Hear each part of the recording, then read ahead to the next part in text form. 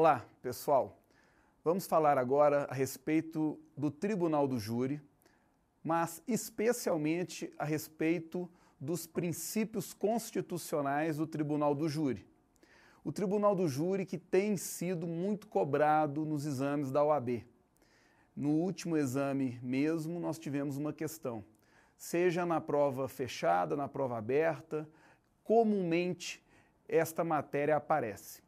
Então é muito importante que nós tenhamos uma noção boa a respeito do Tribunal do Júri. Em relação aos princípios constitucionais, podemos dizer que o Tribunal do Júri está no artigo 5º, inciso 38 da Constituição Federal.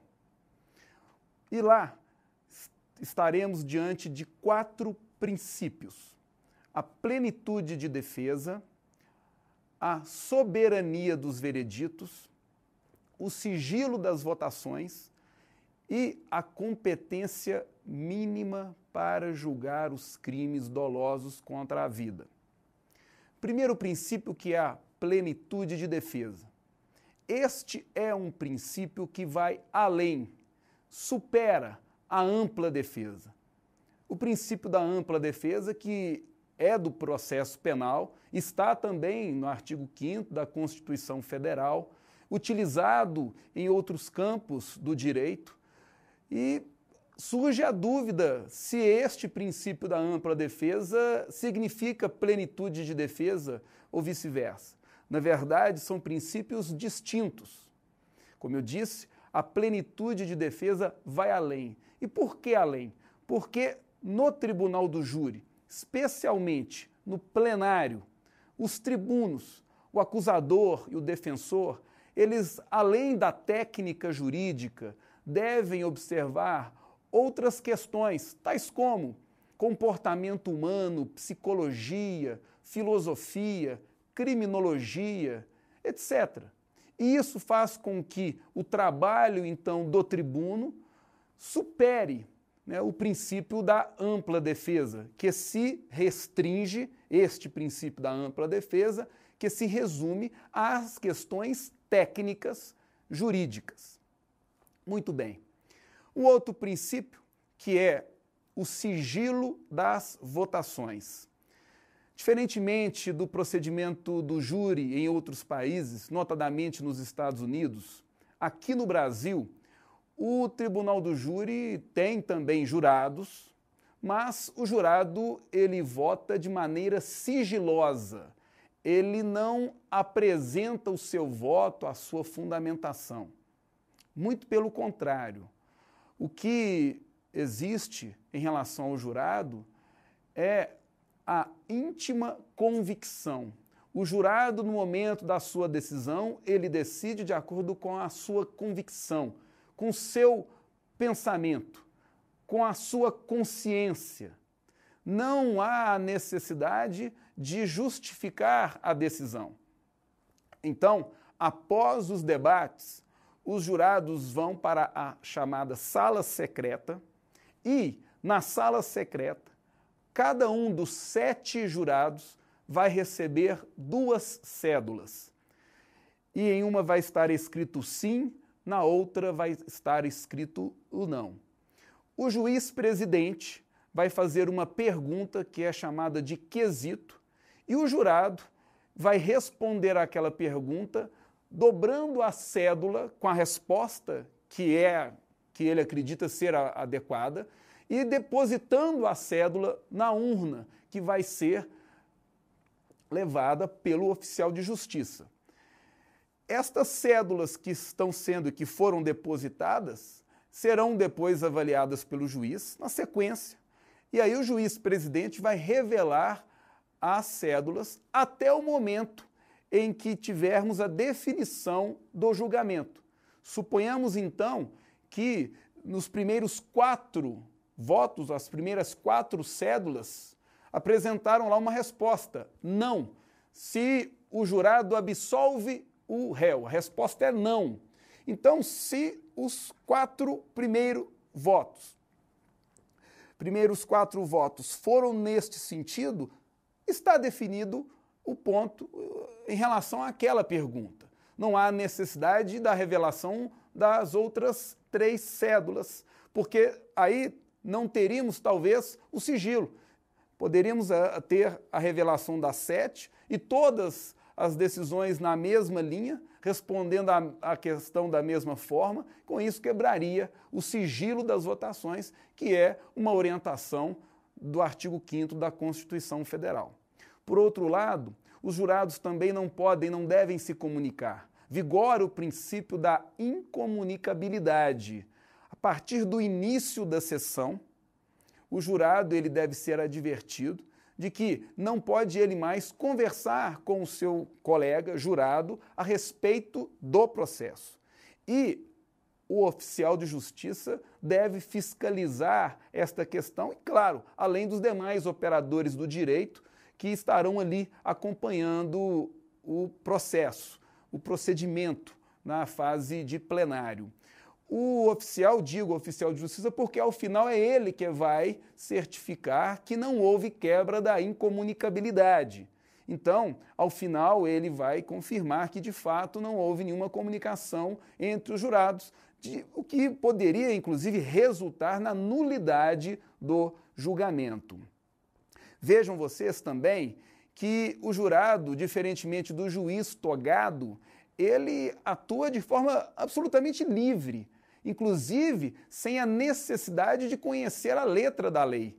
Não se exige do jurado conhecimento jurídico, diferentemente do juiz togado, que tem que ter uma formação jurídica, que tem que passar, ingressar na carreira do judiciário através de concurso, que tem que fundamentar a sua decisão. O jurado não, ele apenas decide.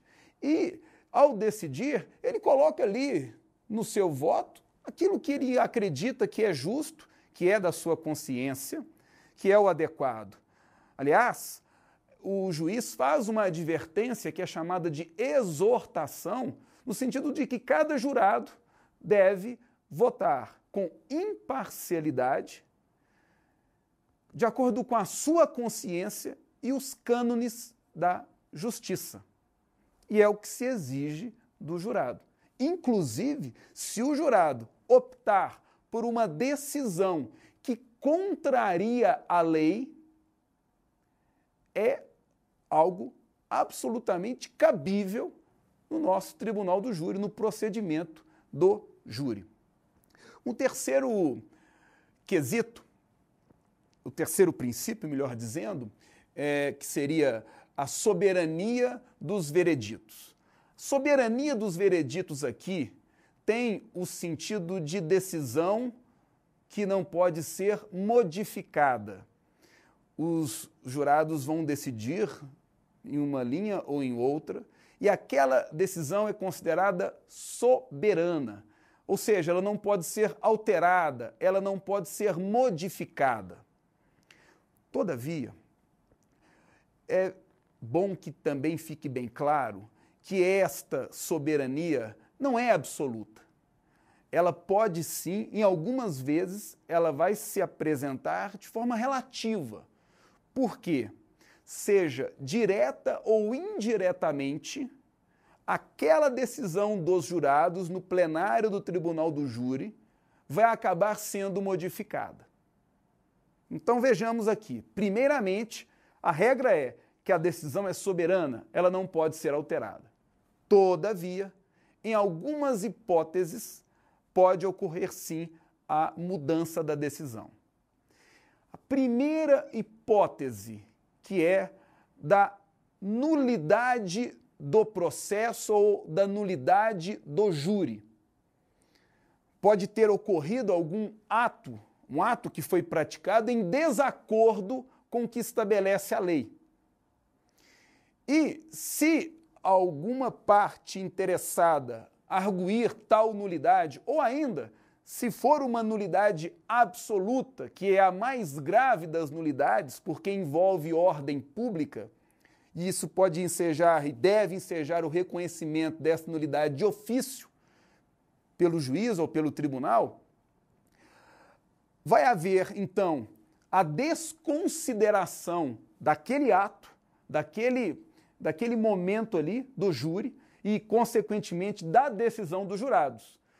Em um outro júri a ser designado, outra decisão poderá acontecer. Então, a primeira hipótese é a da nulidade, que vai acabar gerando um novo júri. A segunda hipótese é da apelação, quando a apelação é apresentada por uma das partes e é invocada a tese de que a decisão dos jurados foi manifestamente contrária à prova dos autos. Esta alternativa, ela deve ser apresentada no momento da apelação, do recurso de apelação, seja pela acusação, seja pela defesa. E esta tese só pode ser arguída uma única vez. Cuidado em relação a estas formalidades, porque o procedimento do júri ele é recheado de formalidades, isso vai ensejar várias questões de concurso, inclusive lá no exame da OAB. Então, cuidado em relação a este detalhe neste momento aqui. A tese de que a decisão dos jurados foi manifestamente contrária à prova dos autos só pode ser levantada uma única vez. Se foi levantada pela defesa, indo a novo júri, a acusação não pode levantá-la.